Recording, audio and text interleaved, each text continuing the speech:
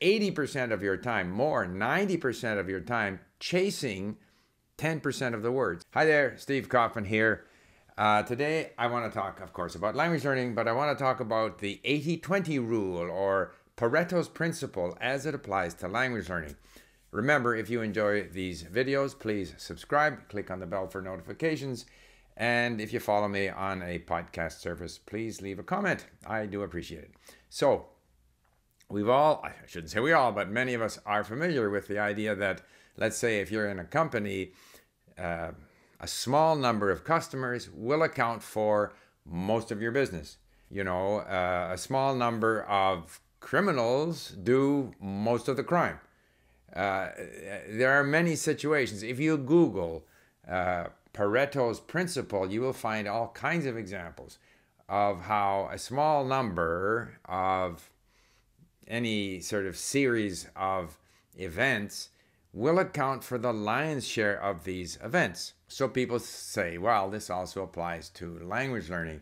By the way, I should point out that there was a comment about the quality of my audio. I'm always sensitive to this. I want to make sure I do the best I can. I've tried a number of different microphones rather, and it always seems that the best sound comes from my MacBook. And so I discontinued using these other microphones, but then I had the criticism again. So I decided that I would plug this microphone in and see if the sound is any better. Please let me know. Now, maybe, again, it's a small number of people complaining who account for all the complaints. However, if I can actually improve the quality of the audio, I'm very happy to do so. So, you often hear people say, and it's quite true to say, that a small number of words, 1,000 words, depending on, you know, whatever statistics are used, 500 words, 1,000 words, account for, let's say, 70% of the word count in a given bit of content. Now, first of all, let's say that this Pareto principle, 80-20 rule, it doesn't mean exactly 80 and 20. It can be 70-30, it can be 90-10, but it just means that a small number of problems account for most of the inconvenience that we experience. Maybe in language learning, you make the same mistakes over and over again. So it's a small number of grammar problems that give you most of your difficulty, let's say, with the language you're learning. And people say, you know, if you just learn the 100 most common words, then you'll be able to deal with most language contexts. Unfortunately, when it comes to language learning, that's not the case. In other words, you can know, and it's relatively easy to get to know the most common 1,000 words because they show up, you know, as I've said before, the frequency is very high with these words. You get to know them pretty quickly as long as you continue studying.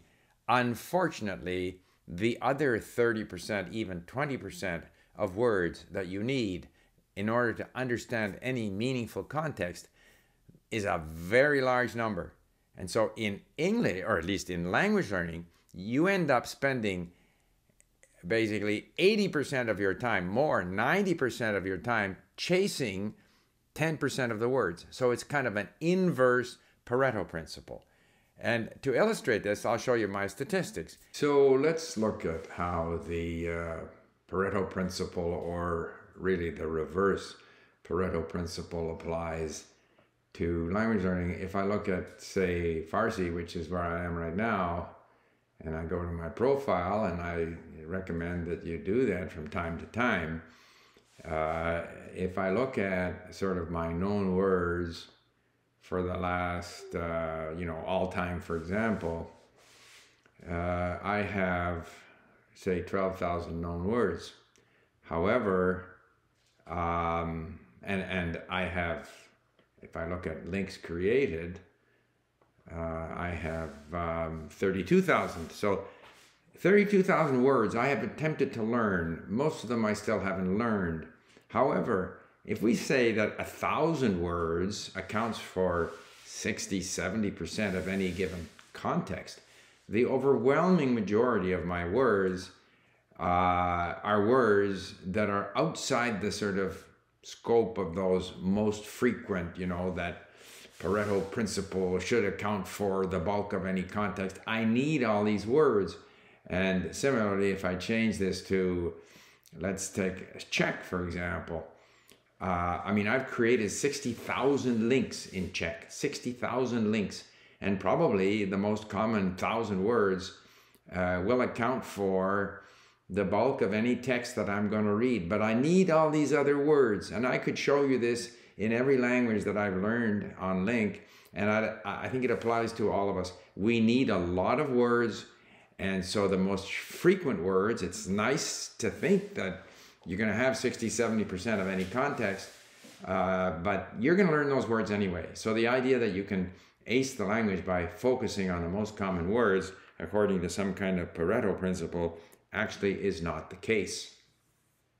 If we, first of all, accept the fact that the 1,000 most frequent words in any language are going to amount or cover, 60, 70, 80% of the word count in any text, depending on the nature of the text, depending on the language. But there's a very high proportion of high frequency words that show up in any text.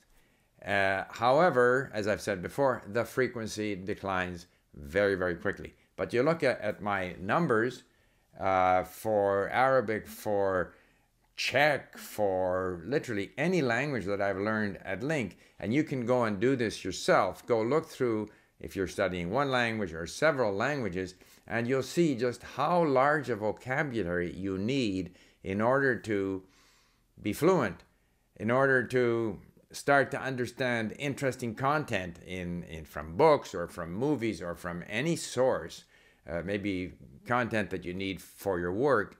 You're going to find that you need, even for movies where the vocabulary level is lower, but if you get into technical subjects, the vocabulary required is very specialized. And in order to acquire this vocabulary, you have to do a lot of reading and listening. So you end up spending 90% of your time pursuing, in the case of, I'm going from memory here, but if even in Czech, I think I have 60,000 words. But the most frequent 1,000 words will account for most of the content. So there is no shortcut. I guess that's the message. There is no shortcut because language is about learning words. I tried to Google to find out if there's some sense of how many grammatical structures or patterns there are in a given, in English or in other languages, and how many of them tend to show up all the time and how many of them are less frequent. Or conversely, are there certain patterns that give the greatest difficulty to learners of a certain language? And that might be an example of the Pareto principle. Maybe ser and estar in Spanish continue to give a lot of difficulty, or in Russian or in Slavic languages, the case endings, or other things like this. So, but the structures that cause the most difficulty may also be the structures that show up the most often. And maybe it's just through continuing to listen and read and allowing your brain gradually get used to these structures that you get better at them. Because I've had the experience of reading the explanations over and over again and still not being able to nail, case endings in Russian or, verbs of motion or this kind of thing. So I just wanted to raise this issue, and I'd be interested in the reaction from people.